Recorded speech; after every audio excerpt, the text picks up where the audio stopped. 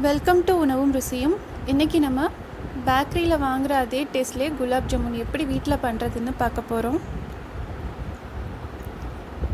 அதுக்காக sugar syrup first ready பண்ணிடலாம். 2 cup sugar எடுத்திருக்கேன். 3.5 கப் தண்ணி சேர்த்துருக்கேன்.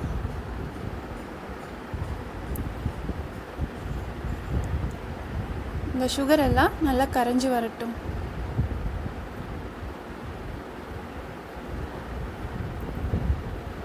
இப்போ சுகர் நல்லா கரைஞ்சி கொதிக்க ஆரம்பிச்சிருச்சு. இப்போ இந்த ஸ்டேஜில் நம்ம ஒரு 3 ஏலக்காய் இந்த மாதிரி பிச்சு போட்டுக்கோங்க. கூடவே 1 ஸ்பூன் லெமன் ஜூஸ். இந்த லெமன் ஜூஸ் வந்து பார்த்திங்கன்னா நம்ம சிரப்புக்கு ஒரு நல்ல ஃப்ளேவர் கொடுக்கும். அதோட நம்ம செஞ்சதுக்கப்புறமா சுகர் சிரப் வந்து வெள்ளை கட்டிகளாக ஃபார்ம் ஆகும் இல்லையா, அந்த மாதிரி வராமல் இது பார்த்துக்கும்.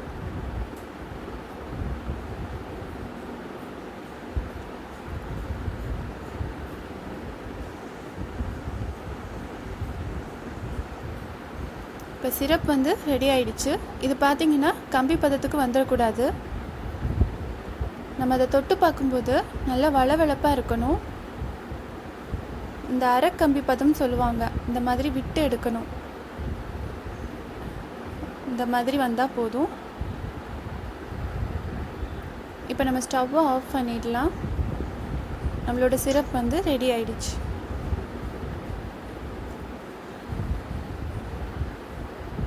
இது இந்த மாதிரி பார்க்குறதுக்கு இருக்கணும். இப்போ நம்ம மாவுக்கு பால் சூடு பண்ணிடலாம். ஒரு பேக்கெட் மாவுக்கு நான் 2 கப் பால் எடுத்திருக்கேன்.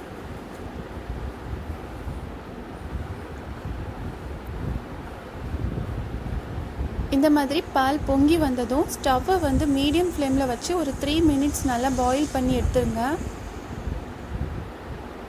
பால் வந்து நல்லா வற்றணும். கொஞ்சம் இந்த பால் விட்டு நம்ம பிசைஞ்சு ஜாமுன் செய்யும்போது நமக்கு வந்து பேக்கரி டேஸ்ட்லேயே அது கிடைக்கும். ரொம்ப டேஸ்டியாக இருக்கும். இந்த பாருங்கள், பால் நல்லா வற்றிடுச்சு.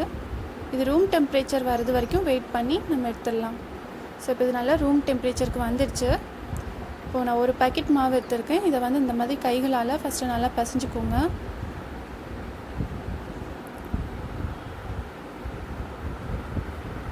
இந்த பாலை கொஞ்சம் கொஞ்சமாக சேர்த்து நல்லா பிசைஞ்சு எடுத்துக்கலாம்.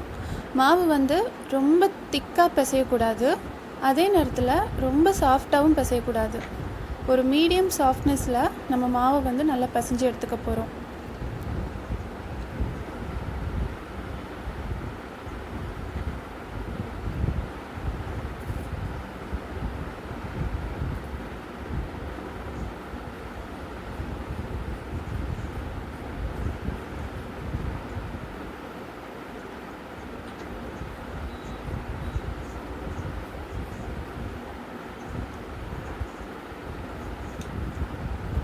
இந்த மாதிரி கொஞ்சம் கொஞ்சமாக சேர்த்து நம்ம மாவு பிசைஞ்சு எடுத்துக்கலாம்.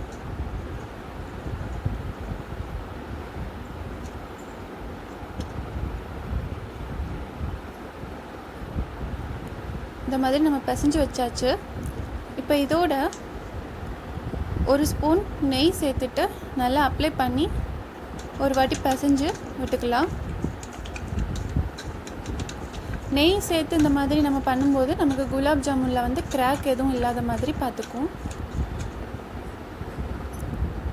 ஸோ இப்போ நம்ம மாவு வந்து ரெடி ஆகிடுச்சு. இது இந்த மாதிரி நல்லா ஒரு தடவை பிசைஞ்சு விட்டுக்கலாம். பாருங்கள், இந்த பதத்துக்கு இருக்கணும் மாவு.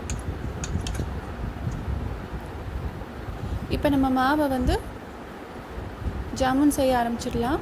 அதுக்கு கைகளில் வந்து ஃபஸ்ட்டு நெய் அப்ளை பண்ணிக்கோங்க. கைகளில் வந்து கீ அப்ளை பண்ணிவிட்டு அதுக்கப்புறம் இந்த மாதிரி உருட்டி வச்சுக்கோங்க. உங்களுக்கு என்ன ஷேப்பில் வேணுமோ நீங்கள் அந்த மாதிரி செஞ்சு எடுத்துக்கலாம்.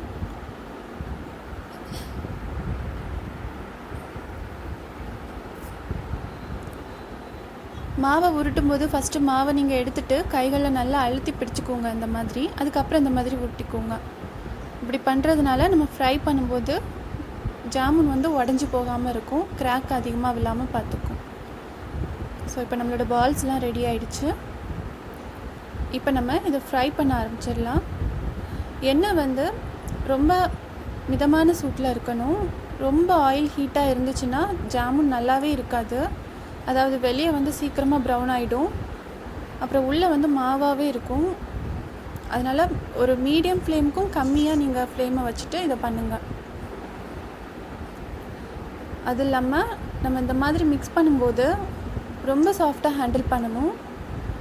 ரொம்ப வேகமாகலாம் பண்ணிகிட்ருக்கும்போது அது ஒன்றோட ஒன்று இடிச்சிட்டு பயங்கரமாக க்ராக் ஆயிரும். அதனால் ரொம்ப ஜென்டிலாக அதை எடுத்து விடணும்.